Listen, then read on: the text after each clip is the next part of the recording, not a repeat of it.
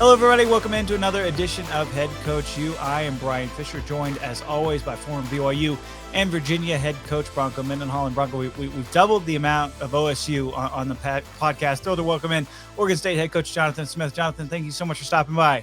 Yeah, it's great to be here. Well, I mentioned doubling the amount of OSU. We've got two alums here on the podcast. But, you know, what's interesting about your career, you're responsible for like 2/3 of the amount of double-digit win seasons there, both as a player and a coach with Beavs. I'm just kind of curious, when you know a special season is kind of coming or you're in the middle of something, what's different about that feeling as a player versus as a head coach? Yeah, I don't know. I'm certain that while you're in the middle of the season, if you know this thing is really, really special, you get so focused on, the week to week and the process of the piece. Definitely at the end of them, right? Like the last regular season game, when you win that and you have a little chance to look back on what you accomplished before a bowl game, there was something special of that. That locker room celebration after, getting yourself to double-digit wins is pretty special. So when you consider just what it was like when you arrived at Oregon State as a player, and maybe now when you arrived as the head coach, stages of the program, differences, similarities, and what maybe was your mindset in both those instances? Yeah, well, going all the way back from being a player, this is 1997. Graduated high school, and I knew I wanted to get into coaching. I was playing and not getting heavily recruited, but got the opportunity to walk on at Oregon State.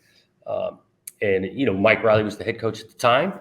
And I remember sitting down in his office and him more or less promising me, hey, you'll be treated, opportunity to be the same, just like everyone on scholarship, except you'll be paying for it.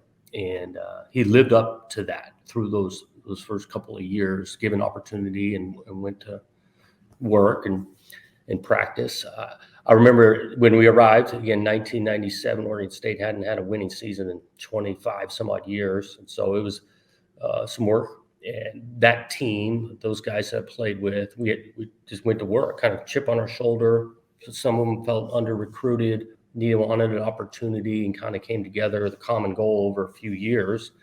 And then ended up going to a bowl game in the third year with those guys. And then the next year we did. We went 11-1 and had a phenomenal season. Just think about those players. We had some guys. I mean, Chad Johnson, TJ Hushman-Zada, and Ken Simonton were running the ball, and we were good on defense. And so when I got here, then fast forward to being the head coach, it was similar in knowing that it starts with the people you surround yourself with, the type of players that have a little chip on their shoulder and want to go to work. And 2018 came back here as the head coach, and there was some work to get done, and we just went about developing players and know this thing wasn't going to be a quick fix to turn around, and went 2-10 our first season. Give a lot of credit to our coaching staff through that season. When you're not getting the results you want, we're still diving into the player and still coaching, still working. And we weren't getting results we wanted that first year. But then just kept working and progressing. And second year got a little better, and third year was COVID, and then fourth year we got ourselves back to a bowl game. And I finished this year 5. We got 10 wins, and we feel like we still got a little more to us, and excited about this next year. When you consider, as you talked about, surrounding yourself with the right people and knowing, having been an alum at Oregon State and knowing Corvallis, but also just kind of seeing your program from afar, who fits best as you go out and you're considering, man, what kind of people, not only coaches, assistant coaches, but players, who do you like to surround yourself with? What qualities, fit best with you and fit best there? Yeah, I think on the coaches and probably the locker room too, trying to get low ego, high output people, understanding that, you can be, as for an assistant coach, I think there's real value, and you lived here in Corvallis, you can be the type of coach you want to be, at the same time being the type of, father, husband you want to be, because the convenience of the town, the commute to work is nothing, 4 or 5 minutes. And I think we try to create a schedule and a work style around here that guys can go pop out on their kids' events, get home at a decent time. And I just think that there's residual value for a coach to do his best work.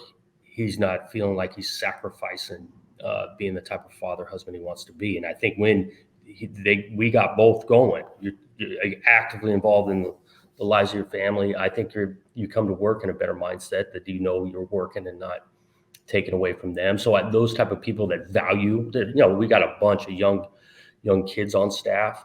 So, the coaches have young kids. I think they're living a great life that way, being the father they want to be. I think on the player side, you're trying to play. It's about school and football. Going to college and playing college football, it is school, it's football, and the ability to focus on those two things is vitally important for the type of guys we want to get in our locker room. Because, Corvallis is a great town, great people, but this isn't a major city. There's not a lot of juice and action going on around. And so the type of guys that don't need that, don't want it, that type of distraction fit our place. And again, looking for those guys that want to be a part of the team versus more or less tracking down their own touches, accolades, those type of things. When you consider those guys that you played with, and there's some really good players and names that I think most of our listeners will recognize, what do you think drew them? And I know Coach Riley really well, and what a great person and coach. But what do you think drew that group in addition to you? What do you think brought that group together? Yeah, we definitely had different characters, personality types. I think that a lot of guys on that team, needed a second chance, maybe felt overlooked, under recruited. So there's a little bit of chip on their shoulder. A lot of the guys' stories, from TJ from junior college, Chad, same way, he bounced around a couple of them. Ken Simonton was a great running back for a long time. I think Oregon State was only Pac-12 offer. Myself being a walk-on, there was just a lot that, something to prove and coming together. And then I go back to this town and this campus creates, you spend a lot of time doing this thing, the relationships guys had, they were connected, and practice was competitive. I think all that led into having a special couple of years. And Mike Riley was there my first couple of years playing, and then Dennis Erickson came in and kind of inherited a lot of the players and brought a little bit of swagger and confidence to us. And I think that helped the group in my junior year.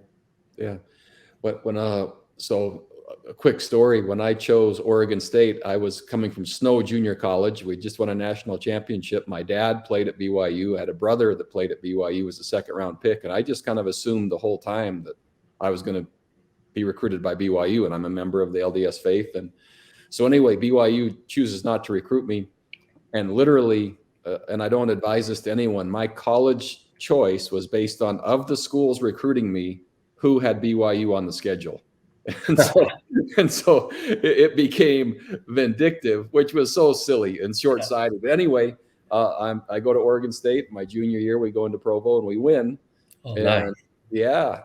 And so, but I remember after the win, just thinking, okay, well, now what?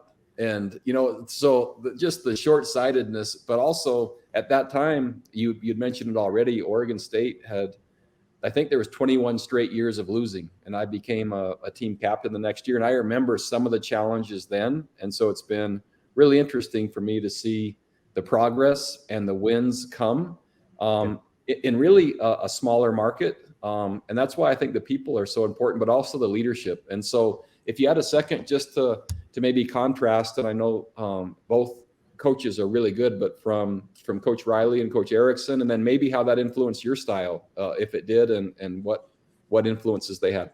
Yeah, definitely different styles, Coach Riley and Coach Erickson. I will say they had some similarities of how, competitive, but how they voiced that was different because their personalities, both of them really smart. I do think some beauty about Mike Riley was, comfortable in his own skin, wasn't trying to be anybody he didn't, or he thought he needed to change. He was consistent with how he approached problems, strategies. I think one thing that's sometimes missed with him is his expertise on both sides of the ball. Been a defensive coordinator, transitioned to offense, became an offensive coordinator, called plays on both. Really, that was my first couple of years. So I give him a bunch, along with Paul Christ, a bunch of credit for my early learning. Like I wanted to get into coaching and just open my eyes to schematics and strategy, protection, and precision routes and all of that. It's my first couple of years. Fast forward to Dennis Erickson. I do think he could evaluate talent. It was quickly, for him, he could recognize a guy that could play, run, explosive. Definitely had an aggressive style to him, wanted to make the game physical and aggressive, and his teams played that way, sometimes to the echo of the whistle. But it was going to be competitive. There ain't no back down here. He going to walk in. He didn't care who we were playing, who we were lining up with. I mean, he wanted to go toe to toe, and I think that personality trait bled into his teams. For me now becoming a head coach, and both those guys had huge influence on me from my playing days.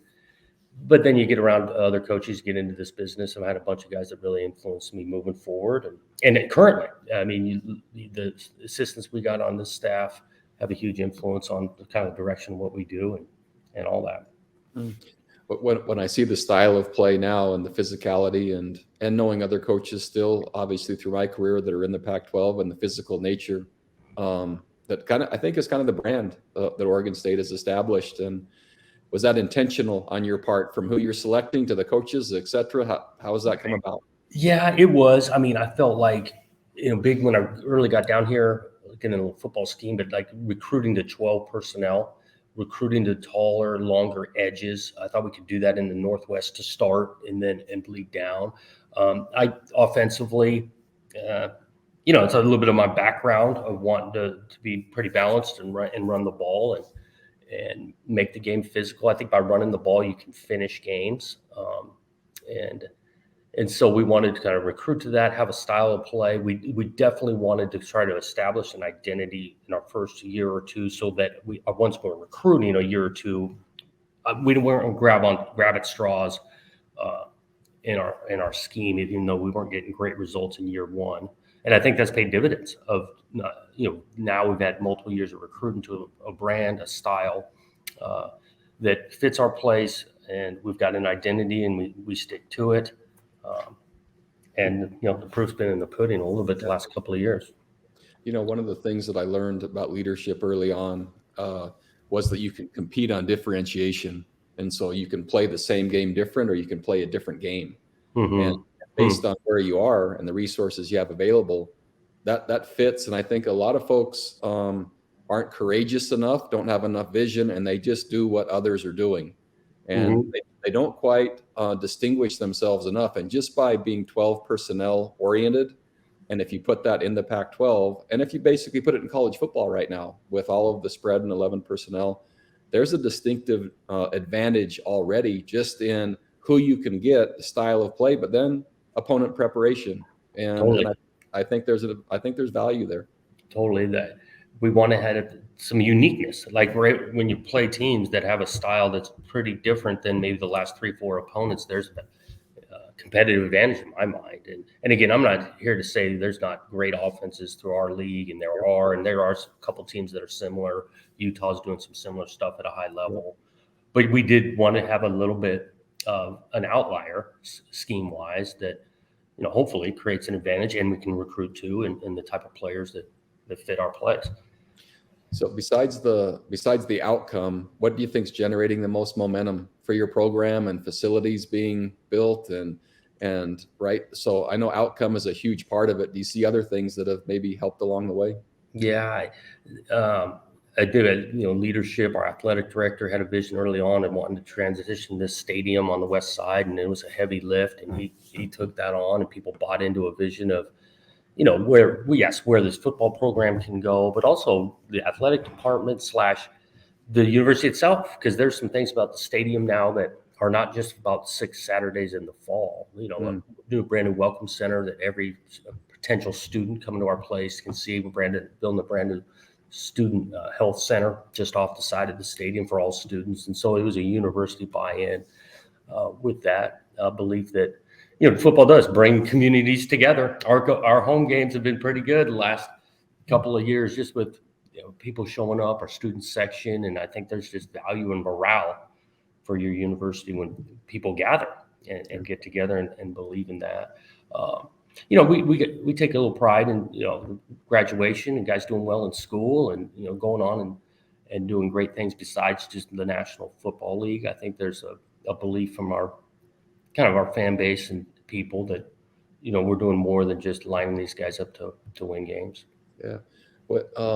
if you were advising, and I'm hearing you just kind of talk about alignment with the university president, and you mentioned the athletic director and the vision there, if you're advising and you're considering, I don't know, ever taking another job, or the one that you got here, if you're considering or advising others to say, man, how important are the athletic director, their vision / president / relationship with the head coach? How would you chronicle that or explain that to folks? Yeah, I do. I like that word a lot, alignment.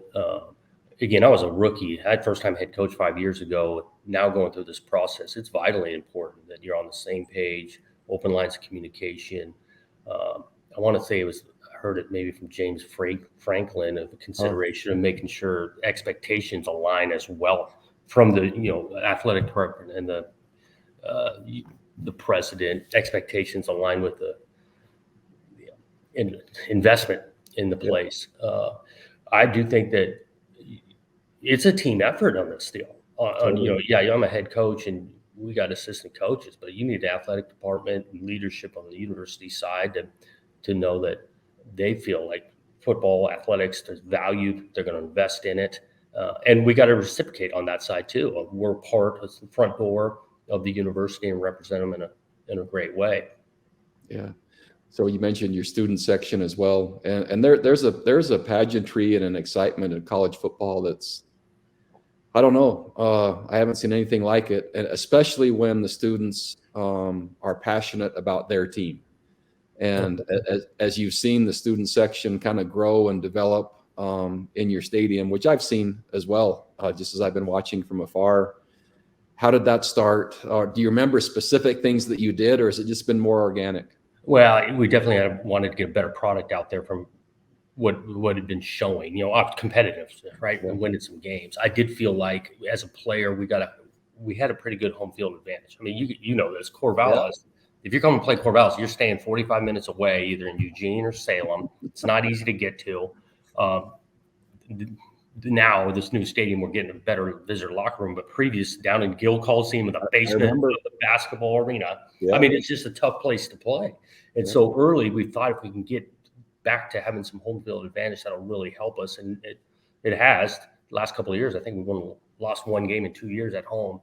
Mm-hmm. And the students are a part of that, like the energy pregame, and they're right behind our bench, and the energy they create for the crowd, and they make a difference in the game. I mean, you go on the road and you get on that other side of the field and you're warming up, and that student section's already in your players' ears. And when a quarterback throws a bad ball and pat and go, and they're all over them, that stuff matters. And we're not alone. I mean, there's some great places to go play in this league, but I do think we got a cool kind of event tradition with our students at home games that has helped us.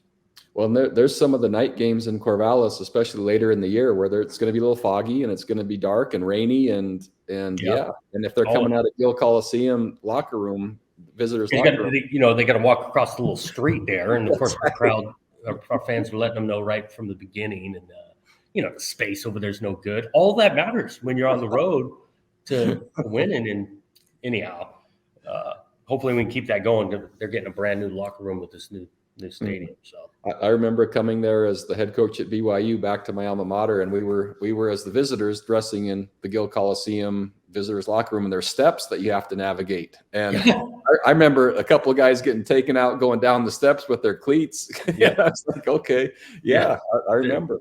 The old concrete steps, they're not that big. It's pretty steep. Exactly.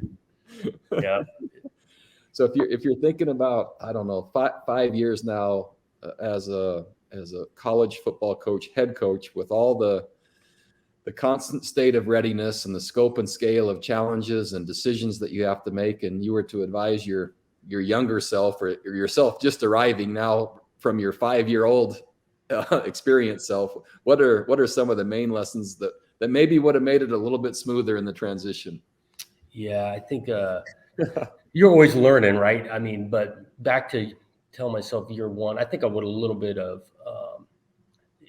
trusted your gut on some initial impressions of whatever, however different aspects of the program were going. We knew we had some heavy lifting. I've gotten into this idea of not always, whatever, a situation, something comes across your desk, our first inclination a lot of times is like, okay, how can I fix this, or how can I transition more of thinking of like who can I ask to go take care of this, or will run with this, and less of allowing for more of my thought to be big picture and focus on the whole versus this small issue in academics or in the weight room or discipline or that kind of thing. Because going back to this idea of surrounding yourself with good people, well, allow them to have some ownership on why don't you run with this, or what's your insight when you take that. And I think that's grown here for me, this idea of empowering others more than I did maybe in year one and year two. There's two along that same train of thought. There's a really cool concept for a lot of successful leaders, and it starts with who first, then what. And so if you just take what you said and kind of make it backwards, here's the challenge or here's the problem that comes across your desk. And again, rather than you as the head coach being the one that has to solve that, your first question was who, which is an amazing resource if you have enough who's around you that you trust and that are capable. And that allows another kind of sequencing of what's called the delegation of work or work processes. So at the very top of the work scale, there's something called competitive work. And that really is only work that the head coach can do. It's the most elite work that gives the most competitive advantage, and no one else can do it other than him or her. Mm-hmm. Right underneath that, there's what's called competitive enabling work.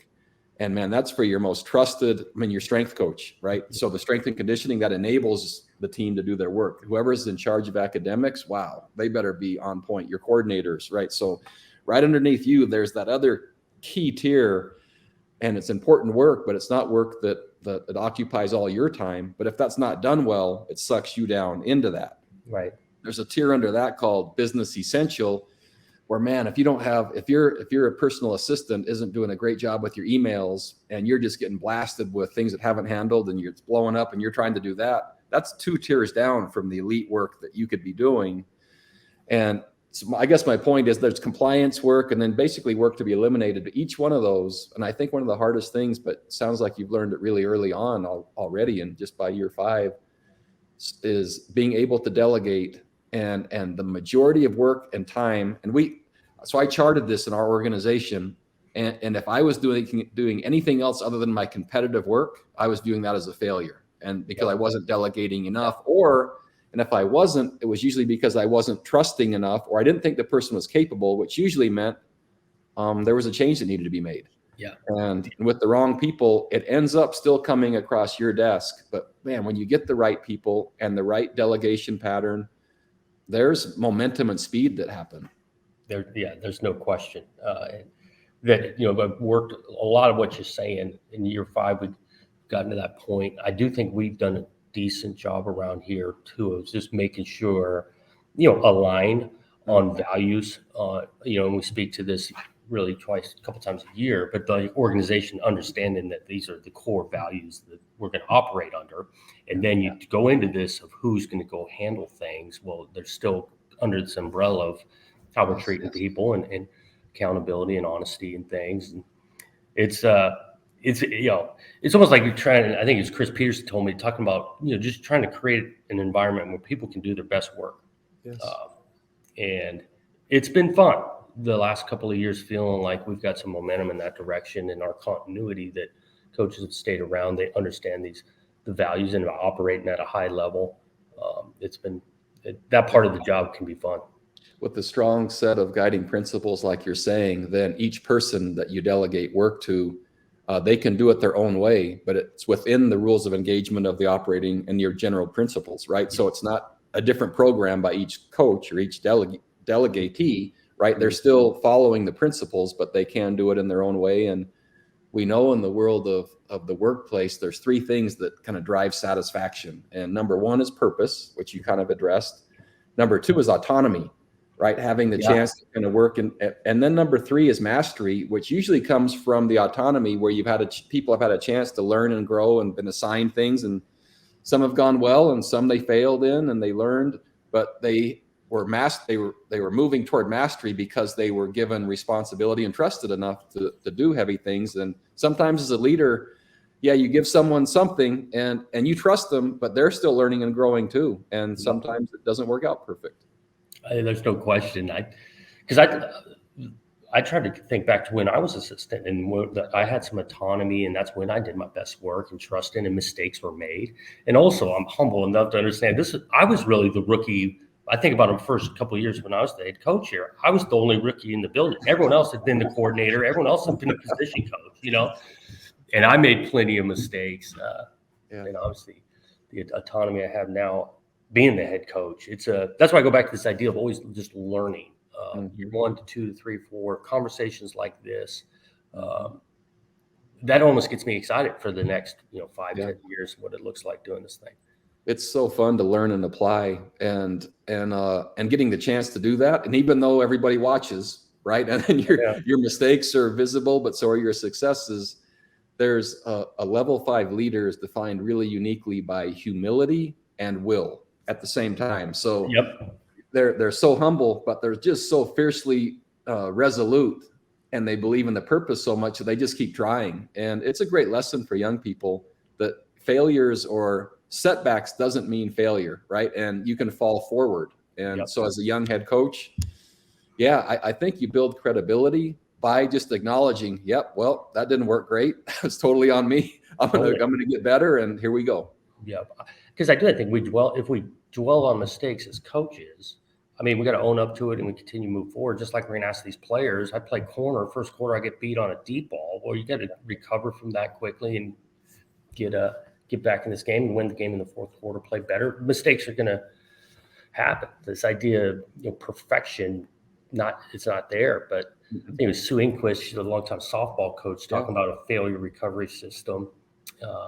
And really, ultimately, you're trying to have sustained excellence, not play perfect. Sustained excellence, a part of that is recovering from mistakes, which are going to take place. And so I've learned that over time because I've made plenty as this head coach, and things to do different.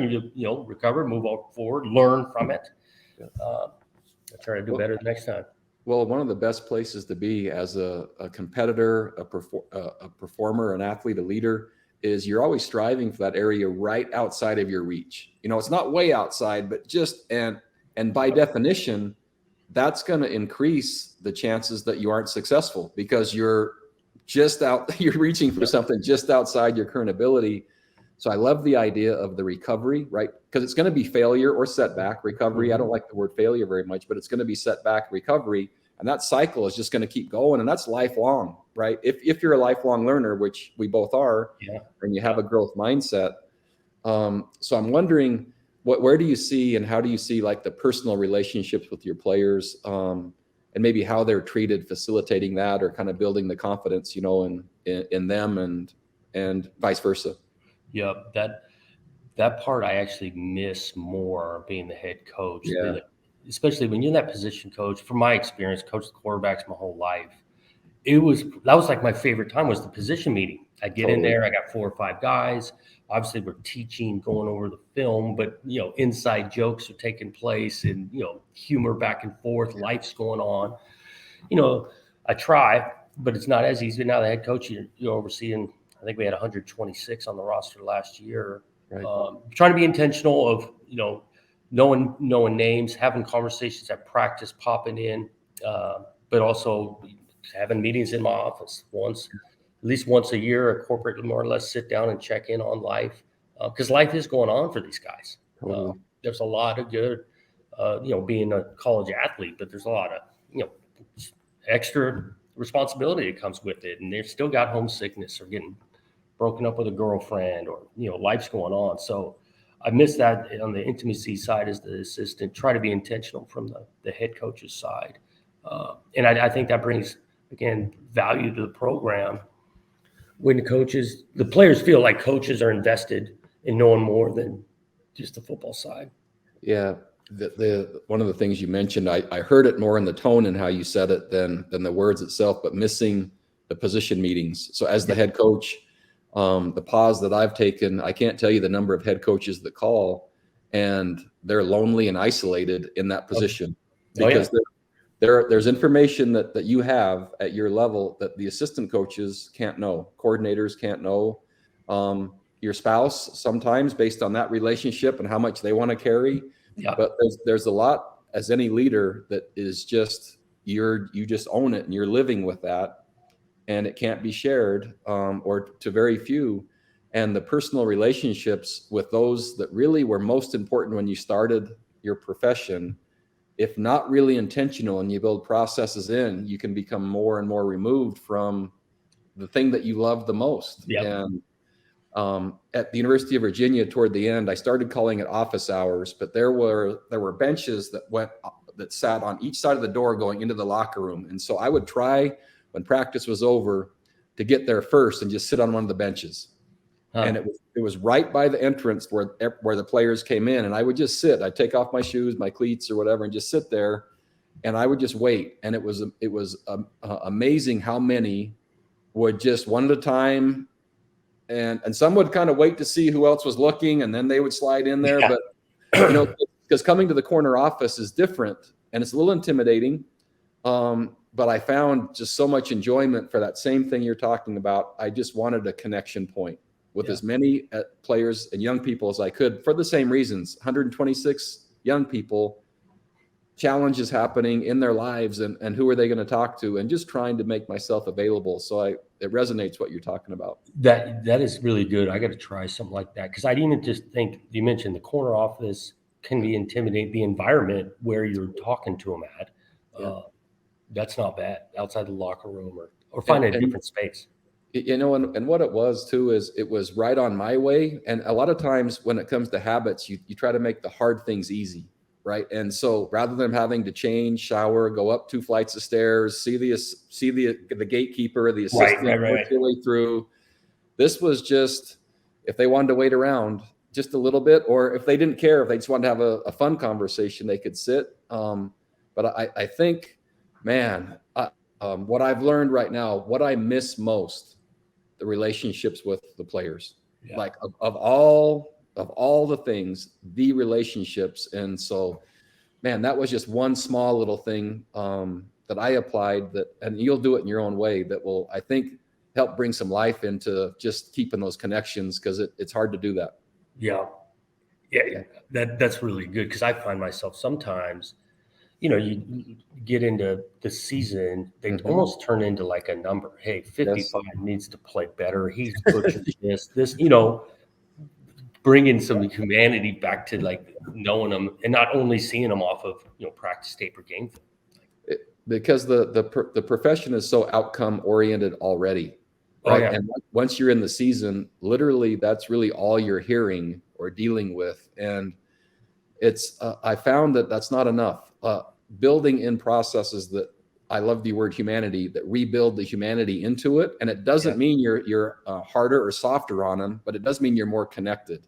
And there's an appreciation that way that, I don't know, I found more joy and fulfillment. And again, what I've missed most, so if you're the older version of yourself and you're now your late 50s like I am, it's like, yeah, man, I'd probably sit and be available a little more. And it's amazing. It was only like a half hour, it didn't have to be a long time. And anyway, the dividends were great. So what do you see? Wow. Now, we were talking a little bit before you came on. There's a unique challenge. At the same time, we have the portal and NIL, which when you put those two together at the same time, wow, is that challenging? And conference realignments and television contracts and battling for rights and all that. So if we step back and just look big picture a little bit, what do you see and for college football and I don't know, what's your take? Yeah, there's a lot there. I'm still an optimist. I think there's just too much beauty, value, this game of college football, that it's just going to go completely haywire. I think that, can we get some guardrails on the NIL transfer portal that make it a little bit more competitively balanced? Yes. And the current setup, I don't know if it's sustainable of the way it's working. But I'm optimistic that we can get that figured out. The conference realignment and all of that. Obviously, I'm a West Coast guy. I've been on the West Coast for a long time. Feel confident that there's still great football players on this side of the country, great coaches going on, but not in those meetings and negotiations, TV deal, all of this. That goes back to controlling what it can control and focusing on those things. And so I'm optimistic. I know that it's an ever-changing landscape, but optimistic that we're going to be playing big-time college football on the West Coast for a long time. Yeah.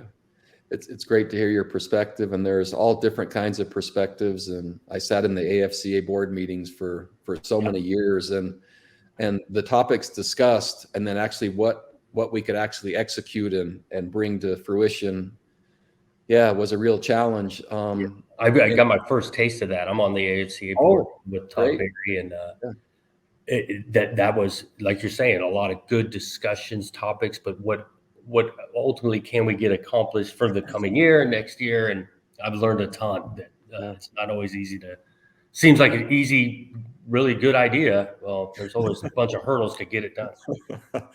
Well, I'm glad that you're giving back in that capacity, because quite frankly, the next generation of coaches like yourself, right, that are willing to do that, which is more time, energy, and effort. However, it is kind of being a steward and a guardian for the game, which is so great. But more importantly for young people, and a chance for them to develop and grow through the game. But I'd love to hear just about your family and how they're navigating you being a head coach and what that's like for. Again, at this town, I think it's created opportunities for me to be actively involved because of this convenience of getting to events and things. I just finished the first freshman so they just finished school, but whatever. He finished his freshman year in high school. I got a 7th grade daughter and a 3rd grade son. So there's 3 of them. Me and my wife, Candace, I think we're going on year 21 this next month. And so it's been good. Like I say, established. They've been here now 5 years. Good friends, schools we like, the neighborhood we live in. That all has been going well. All of them are active now, playing sports. And mentioned the freshman in high school plays football and baseball, and my daughter's doing a lot: soccer, softball, basketball. My youngest plays baseball, basketball, and football. So it keeps us busy. Keeps my wife busy, getting them around and all that. It'd be nice when the freshman turns into a 16-year-old and he helps drive and carpool some of the time. Sounds like all balls all the time at your house. There's some kind of something being kicked or thrown or something. Yeah, it's busy but active and fun. It really is. And that's why some of this, all the strategy we put in, like from our program, and deep thought into, strategy and culture and things, of really trying to build some skill on the family side, of being intentional, of building that in. And this next month's always big for coaches, right? July is a good time to be able to, and so we've got a couple of thoughts on doing some stuff in the summer, just the 5 of us, to make sure we get that quality time and make some memories. There's a really cool principle that I learned along the way, and it's work expands to the boundaries you set. And the boundary setter is the head coach. Yeah.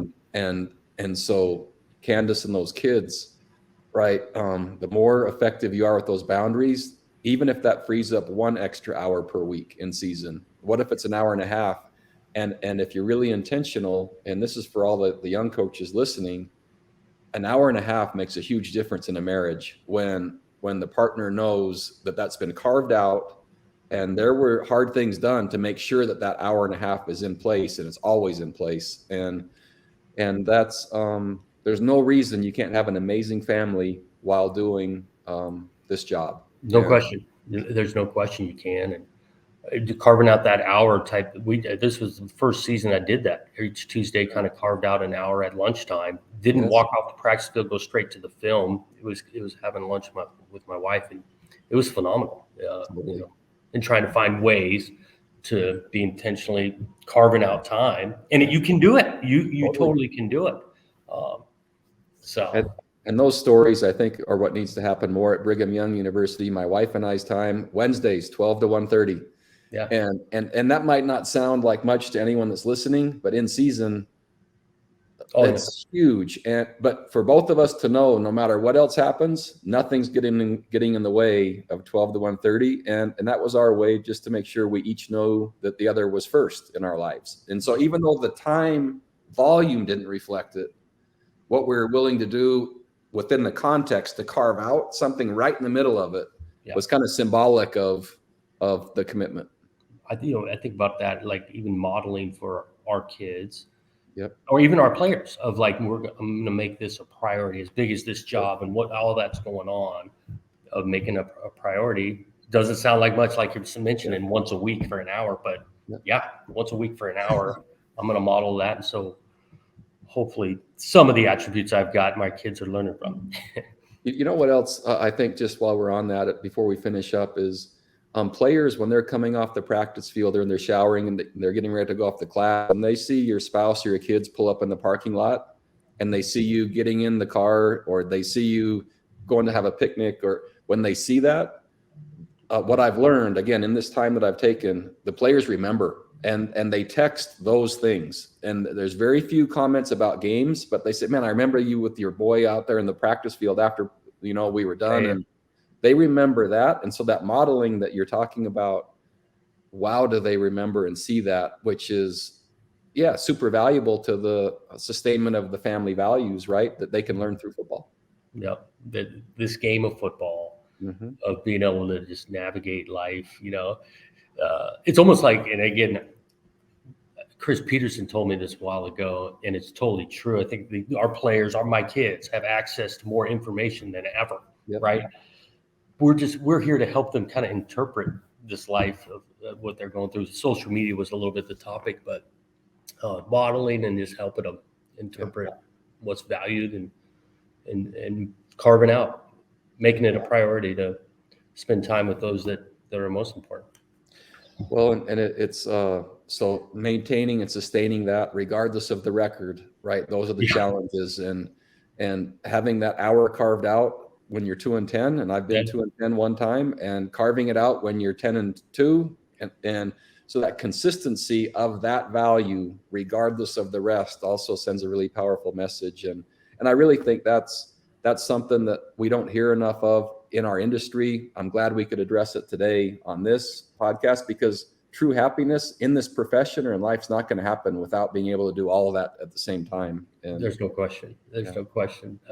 And I think it's similar. Like we talk to our players, it's about the process, and focusing on not on the results. I think this, us on the coaches side, same thing. It's about the process, setting up the process that you can be the type of big time coach and big time husband, father you want to be. Yeah. There's a pretty simple rule, and I used to tease the players about it, but the principle is real, and that scheduled events happen more than non-scheduled events. And so I would show them my calendar. I'd put it up on the screen in a team meeting, and it would show my wife and I, Holly, date 12 to 1:30 on Wednesday, and it was blocked out. It was in a color, and like nothing else could get into there because it was already scheduled. And so my point to them was, anything that's really important, put it on your schedule and watch what happens in terms of the frequency that you do that. And it's simple, but just the thought of planning, as to your point, your processes, right? When part of your process is putting it down and on scheduling, you got a chance. No question. That's good. But so I'm just, man, really fun to catch up today. And Brian he always gets the last question. We never know what he's going to say either, Jonathan. So when I turn it back to him, I'm never quite sure where it's going to go, but it's fun to see your success. Congratulations so far. And also just the beginnings of a bright career, 5 years, but also already so many accomplishments, and really fun to see. So congratulations. Well, I appreciate it. Yeah, Bronco only says that because I keep raising the bar for when he ultimately gets back into coaching, in terms of what the first couple of years are going to look like. But it's been fantastic to catch up with you. And hey, Coach Smith, I mean, your old coach, Mike Riley, getting inducted into the Hall of Fame there for OSU this year, that's going to be pretty special for you too, knowing that there's a lot of expectations coming into this year. But some of those familiar faces are still going to be around the program, getting inducted and recognized for all their hard work there. Yeah, no question. That's well deserved. This guy did a ton for this university, had a bunch of big time seasons, consistency, good man, represented this place. So I was 100% supportive and excited that I'll be here, that when we celebrate, not just him, there's other, all athletes, but football, but especially a guy that I started, give me my first opportunity here to be able to be in person to celebrate him, and is well deserved. Absolutely, and we'll hit stop on the recording so you can tell us all of the Chad Johnson stories for college days. But we appreciate it. Fantastic season ahead, I think, for you guys coming up here. And I know tons of excitement there around the program with the new stadium opening up, everything going on. But Jonathan Smith, the head coach of the Oregon State Beavers, thank you so much for jumping on here on HeadCoachU. Yeah, thank you guys. Appreciate it. Absolutely. Well, for Coach Smith and Bronco Mendenhall, I'm Bryan Fischer. This has been HeadCoachU. We'll catch you again next week.